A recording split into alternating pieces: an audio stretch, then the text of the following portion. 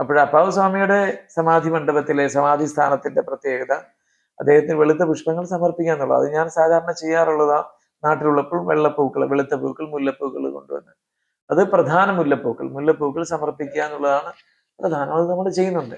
കഴിഞ്ഞ പ്രാവശ്യം അതിനെക്കുറിച്ച് നമ്മൾ വീഡിയോ ഇട്ടപ്പോൾ അതിന് ഒത്തിരി എൻക്വയറീസ് വന്നു.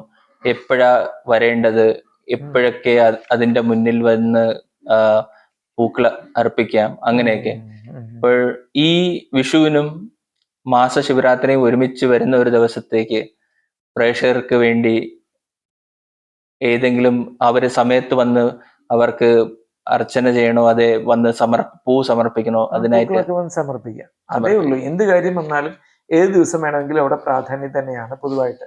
അവിടെ ശക്തി കൊടുത്തൊന്നും വളർത്താനില്ല, മഹാശക്തി തന്നെയായിട്ടിരിക്കുന്നു എന്നാണ് ഈ എന്റെ ജ്യോതിഷ ശൈലിയിലും പൂർവികർ എഴുതി വെച്ചിരിക്കുന്നത് കൊണ്ട് ഞാൻ മനസ്സിലാക്കിയിരിക്കുന്നത്. അതിനകത്ത് ശക്തികളൊന്നും കൂടുതൽ ഇനി കൊടുക്കുന്നില്ല. ക്ഷേത്രങ്ങളിൽ വിഗ്രഹത്തിന് ശക്തി കൊടുക്കുക, തിരിച്ചു വാങ്ങിക്കുക, അതാണ് സമ്പ്രദായം.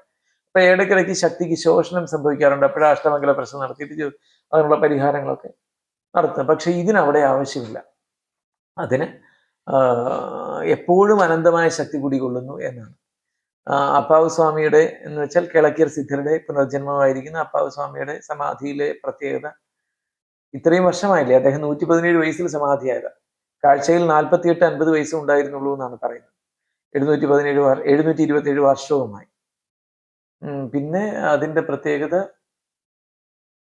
അവിടെ നമ്മൾ ഈ കാര്യങ്ങളെല്ലാം സമർപ്പിക്കുക, വേണ്ടുമെണ്ണം എല്ലാം ചെയ്യുക. പിന്നെ അവിടുത്തെ ശക്തി വിശേഷത്തിൽ അതാണ് പറഞ്ഞത്, വിട്ടുപോയി.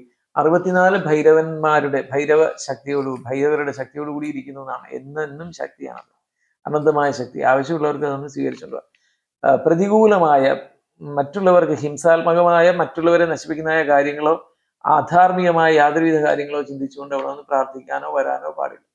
അവിടെ അങ്ങനെയുള്ളവർക്ക് ജീവിക്കാനോ ഒക്കെ ഇല്ല. പടിപടിയായിട്ട് അങ്ങനെയുള്ളവരെല്ലാം നശിക്കും. ആരെങ്കിലും മറ്റൊരാൾക്ക് വിരുദ്ധമായി ചിന്തിച്ചിട്ടുണ്ടെങ്കിൽ ആ സമാധിയിൽ നിന്നുള്ള രശ്മികൾ, വീചികൾ സർവരെയും നശിപ്പിക്കും. അതുകൊണ്ട് തന്നെ ആരും അങ്ങോട്ട് ആ രീതിയിൽ ആലോചിച്ചുകൊണ്ട് വരാനും പാടില്ല. പിന്നെ ദൈവികമാണ്, കാരണം ഇത്രയും ധ്യാനം നടന്നുകൊണ്ടിരിക്കുന്ന സ്ഥലം ഞാൻ മാത്രമല്ല, ഞാൻ ഇങ്ങനെ ചെയ്തുകൊണ്ടിരിക്കുന്നത്. പൂർവികരൊക്കെ എന്തെല്ലാം ആചാരങ്ങൾ നടത്തിയ സ്ഥലം. അതുകൊണ്ട് അതിൻ്റെ കൂടെ ഈ സമാധികൾക്ക് ഏറ്റവും പ്രധാനമായിരിക്കുന്ന ഇലഞ്ഞു മരം അതിനടുത്ത് തന്നെയുണ്ട്. ഇലഞ്ഞു മരം പുതിയ പുതിയ ഇലഞ്ഞുകളും കിളിച്ചു വരുന്നുമുണ്ട്.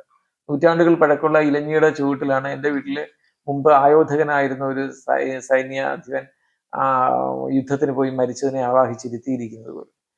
അപ്പൊ അങ്ങനെ എല്ലാം കൂടിയുള്ള ഒരു ഭൂമിയാണത്. അവിടെ സമാധിക്ക് പ്രാധാന്യമുണ്ട്, ഇലഞ്ഞി മരമുണ്ട്. അവിടെ വന്ന് പ്രാർത്ഥിക്കാം, എപ്പോഴും വേണമെങ്കിലും പ്രാർത്ഥിക്കാം, ആ ദിവസവും പ്രാർത്ഥിക്കാം. പക്ഷെ രാത്രിയിലൊന്നും അവിടെ ധ്യാനത്തിന് വേണ്ടുന്ന സൗകര്യങ്ങളൊന്നും നമ്മൾ ഒരുക്കിയിട്ടില്ല. ഒരു നിമിഷമെങ്കിലും കണ്ണുകൾ അടച്ചെന്ന് പ്രാർത്ഥിച്ചിട്ട് പോവുക. ആഗ്രഹിക്കുന്ന കാര്യങ്ങൾ നടക്കും. പുഷ്പങ്ങൾ സമർപ്പിക്കാം, അവിടെ കൊണ്ടുവന്ന് നെയ്ദീപം കൊളുത്താനുള്ള വേണ്ടുന്ന സൗകര്യങ്ങൾ ചെയ്യും. അതിന് നേദ്യമായിട്ട് വെക്കുന്ന കടല കൊണ്ടുവന്ന് സമർപ്പിച്ച് ആ കടല എടുത്ത് പുഴുങ്ങി എല്ലാ ദിവസവും രാവിലെ ഉപ്പ് നീര് തളിച്ചിട്ട് അത് പുഴുങ്ങിയത് അവിടെ ഇങ്ങനെ വയ്ക്കും. ഇതൊക്കെ ചെയ്യാം. നന്ദി സഞ്ജയൻ സർ. സാറിനും പ്രേക്ഷകർക്കും വിഷു ആശംസകൾ നേരുന്നു. തിരിച്ചും വിഷു ആശംസകൾ നേരുന്നു.